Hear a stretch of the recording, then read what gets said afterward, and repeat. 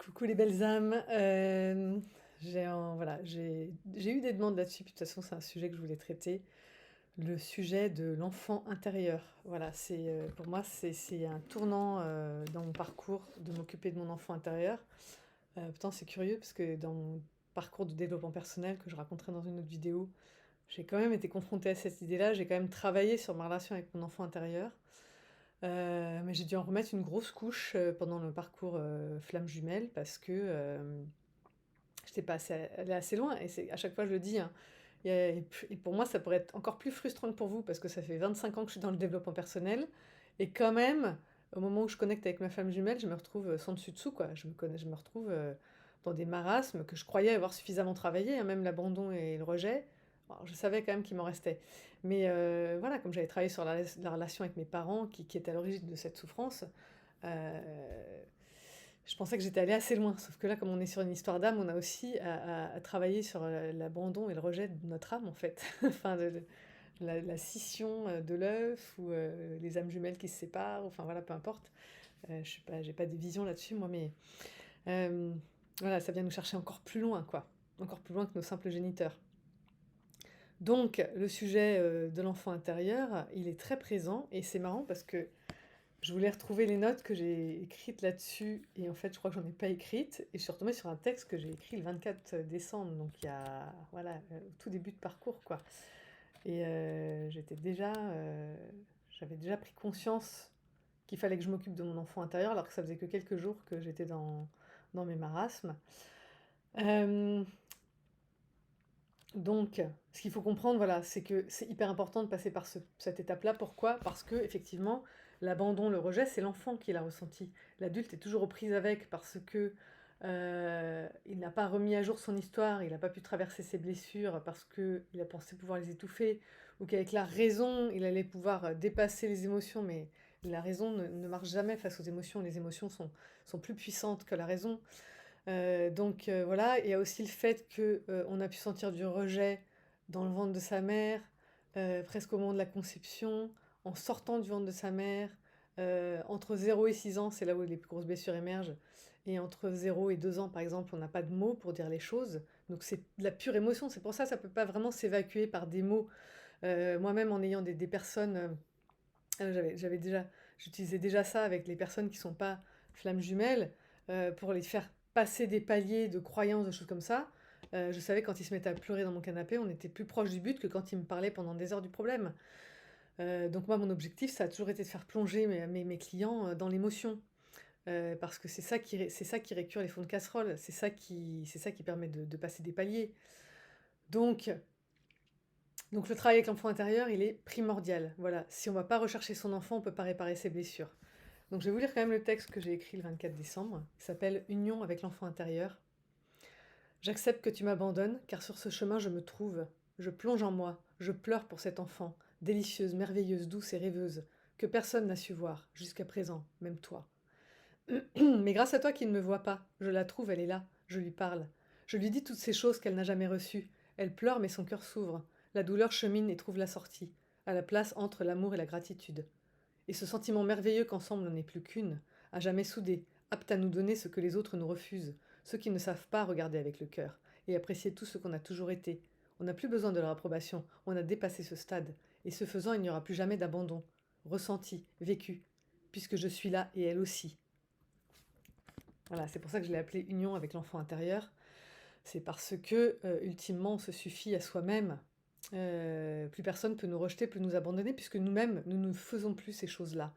Et ce que je conscientise vraiment fortement, je le savais déjà avant, mais c'est très fort aussi marqué chez les femmes jumelles, c'est que ce qu'on recherche chez notre autre, on ne se le donne pas à soi-même. Quand je dis à mes clients, mais toi, tu fais quoi pour ton enfant intérieur? Tu fais pas quoi pour toi? À quel moment, toi, tu t'abandonnes? À quel moment, toi, tu te rejettes? À quel moment, tu es revenu vers cet enfant intérieur et tu lui as donné la sécurité dont il avait besoin? À quel moment, toi, en tant qu'adulte, tu as repris ce travail en main et tu t'as dit, bon, ok, personne m'a protégé jusqu'à présent, mais moi, comment je protège cet enfant qui est encore en moi? Comment je mets mes limites par rapport aux autres? Comment... Moi, je me suis retrouvée à faire des choses qu'avant j'étais incapable de faire, à remettre des gens à leur place directe parce qu'ils vont trop loin, parce qu'ils entrent dans mon cercle où je veux pas qu'ils pénètrent. J'ai réussi en ayant des enfants, Et en me disant, grâce à mes enfants, je me suis dit, moi, comment je peux être mon propre parent, en fait? Et ce que je donne à mes enfants, est-ce que je peux pas me le donner à moi-même? Ça a été ma première prise de conscience. Euh, donc, et là, je me suis dit, bah oui, il faut aussi que tu te le donnes à toi-même, c'est nécessaire. Donc voilà, la question, c'est qu'est-ce qu'on fait pour notre enfant intérieur? Et on rigole beaucoup avec mes clients quand je leur dis, bah, ce à quoi vous n'avez pas eu accès quand vous étiez petit, la glace avec le supplément chantilly qu'on vous a toujours refusé, mais pourquoi vous n'avez pas voulu l'offrir maintenant? Euh, Moi, il y a encore un truc qu'il faut que je fasse, à chaque fois ça remonte. Les bateaux au jardin, là, qu'on pousse avec le petit bâton.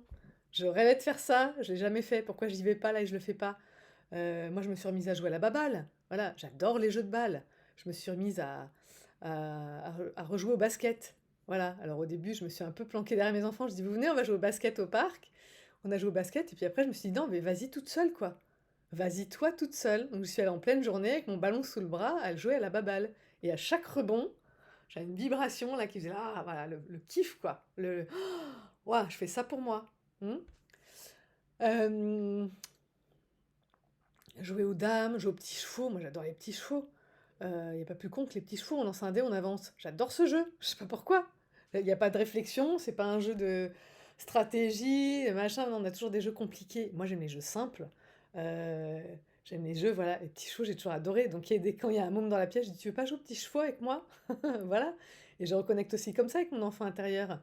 J'ai été challengée aussi il y a longtemps, il y a longtemps, en 2018, si je reprends mes notes. Donc c'était il y a 4 ans. Euh, C'était que il y a 4 ans. Ouais, c'est possible. J'arrêtais pas de dire à mes enfants, non, mais je vais pas vous faire dessin, vous dessinez mieux que moi, je dessine comme une quiche, j'ai encore un niveau de 5 ans. Et je refusais le défi qu'ils m'envoyaient, quoi. Puis je me suis dit, bon, bah, so what, tu dessines comme un enfant de 5 ans, bah, dessine comme un enfant de 5 ans.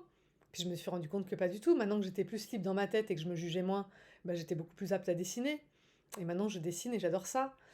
Donc, c'est ça aussi.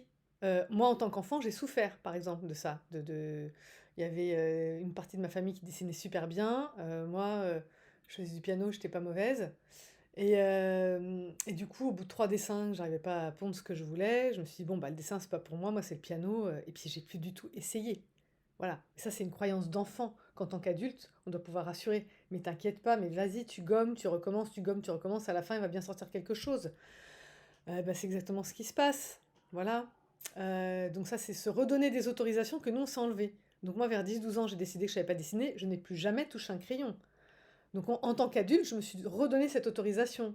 Grâce à mes enfants qui arrêtaient pas de cogner à la porte aussi. Je me suis dit, bon, vous avez raison, allez, je vais faire un dessin avec vous. Et puis voilà, ça m'a ouvert des nouvelles portes. Je me suis mise à peindre. Voilà, je me suis donné plein d'autorisations que je m'étais retirées en tant qu'enfant. J'ai chargé des gens pour m'aider, peindre. Voilà, j'avais un ami qui donnait des cours de peinture. J'ai dit, attends, je peux venir à ton stage. Ça a été génial, une vraie libération. Ce que je voulais faire depuis toujours, j'ai réussi à le faire grâce à lui.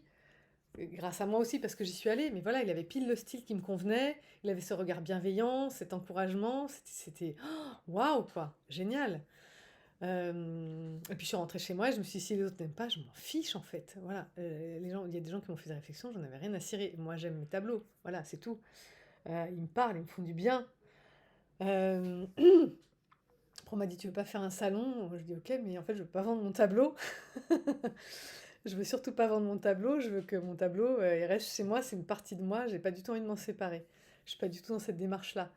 Euh, donc il y a ça, il y a jouer, il y a s'écouter, il y a accueillir la douleur. Il y a des gens qui me disent, je pleure pas.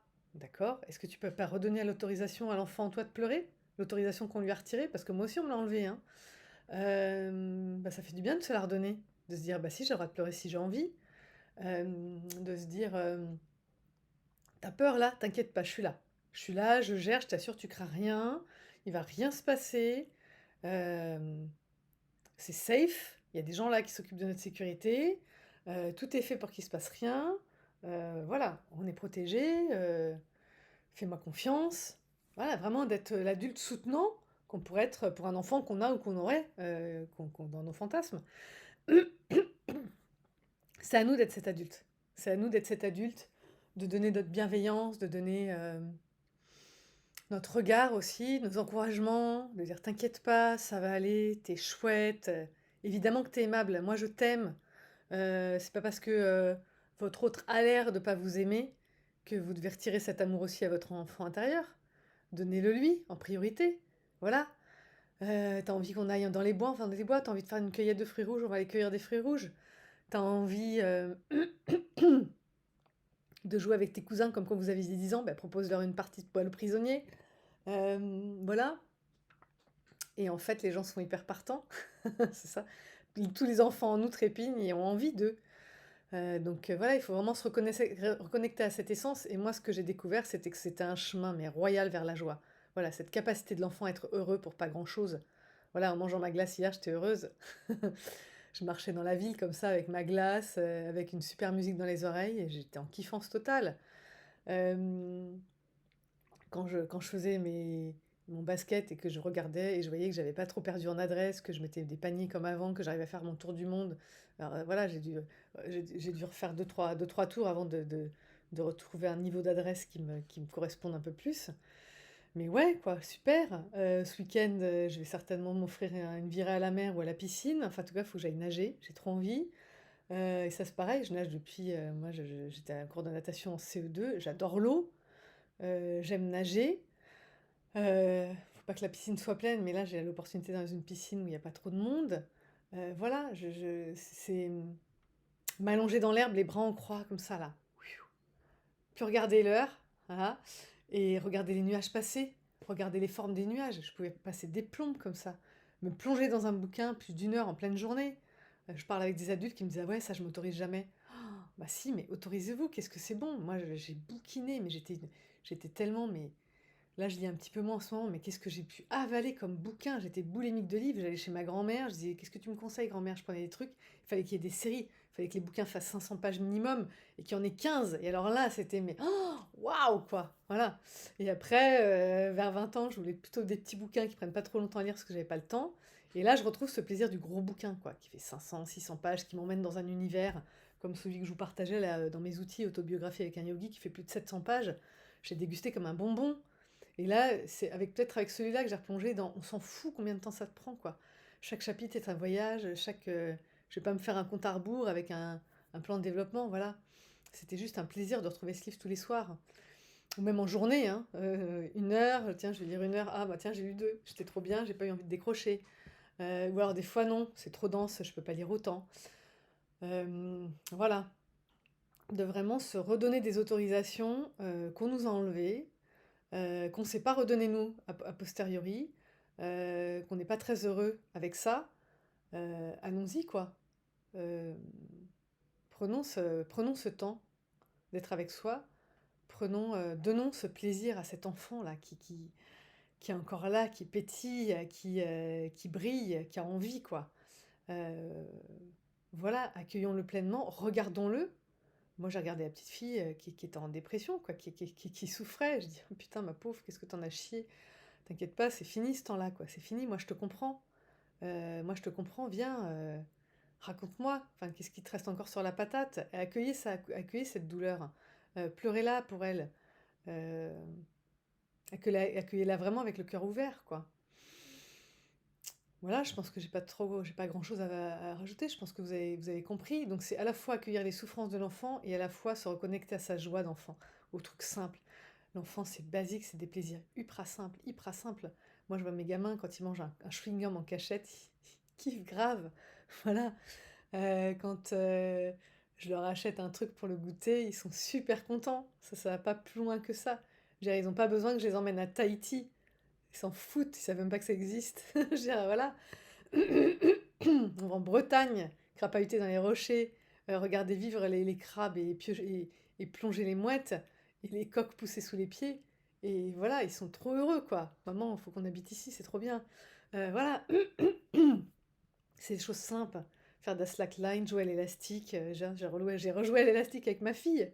C'était trop drôle de rejouer à l'élastique à la marelle, en maternelle. Et encore une fois, même si on n'a pas d'enfant, il y avait des marelles dans la rue, un élastique, on peut aller en acheter un. Et moi, ma fille, elle jouait entre deux chaises, hein. Et moi aussi, je faisais ça. Et j'adorais.